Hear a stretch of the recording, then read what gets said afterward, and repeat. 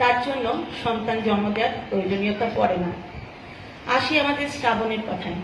আমরা যারা দেওঘরে থাকি প্রত্যেকেই জানি যে গোটা দেওঘর জুড়ে এখন উৎসব চলছে, কারণ বাবা বৈদ্যনাথ ধামের মন্দির এখানে, বিশ্বনাথের মাথায় জল ঢালার জন্য চারিদিকে গোটা দেওঘর নগর জুড়ে উৎসব চলছে। আমাদের আশ্রমবাসীরাও পিছিয়ে নেই, বিশেষ করে মায়েরা যারা এই শ্রাবণ মাসে বড় মাকে নিয়ে, তার জন্মদিন নিয়ে আমরা সবাই এই মাসে ব্যস্ত থাকি। নানান রকম অনুষ্ঠানাদির দ্বারা, মাতৃ সম্মেলনের দ্বারা, গান সংকীর্তন সবকিছুর দ্বারা আমরা বড় মাকে নিয়ে আমরা সবাই ব্যস্ত।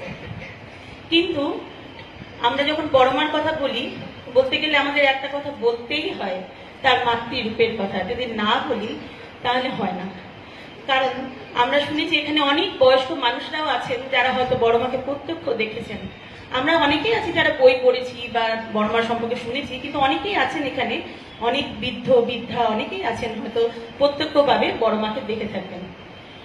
অনেকের কাছেই শোনা যে একবার তাদের খুব ফুটবল খেলার শখ হয়েছে, কিন্তু সেই সময় তো মানুষের হাতে এত পয়সা কড়ি ছিল না। তখন তারা কি করবে, কে বা তাদেরকে সেই যোগান দেবে ফুটবলের? তখন তারা নিরুপায় হয়ে সবাই এসে নাকি বড় মার শরণাপন্ন হলেন। বড় মারও সেরকম তখন পয়সা কড়ি নেই, যাই হোক বহু কষ্ট করে তিনি একটা ফুটবল নাকি জোগাড় করে দিলেন। কিন্তু এই যে জোগাড় করে দিলেন, তাতে বড় মার ফুটবলটার প্রতি কোনো স্বার্থ নেই, স্বার্থ হচ্ছে সেই বাচ্চাগুলোর মুখের আনন্দ। এবং অনেক বৃদ্ধাদেরও আমি বলতে শুনেছি, যখন তারা পাবনা আশ্রম থেকে যখন দেওঘরে এসেছেন, তখন তাদের দুবেলা ঠিক করে খাবার জুটত না, অনেক রকম অভাব অনটনের মধ্যে দিয়ে যেতে হয়েছে। কিন্তু তখন পরম পিতার ভোগের পরে যে খাবারগুলো থাকতো সেগুলোকে সব মেখে টেখে বড় মা রেডি করে খুব সযত্নে ডাক ছাড়তেন, কই রে তোরা।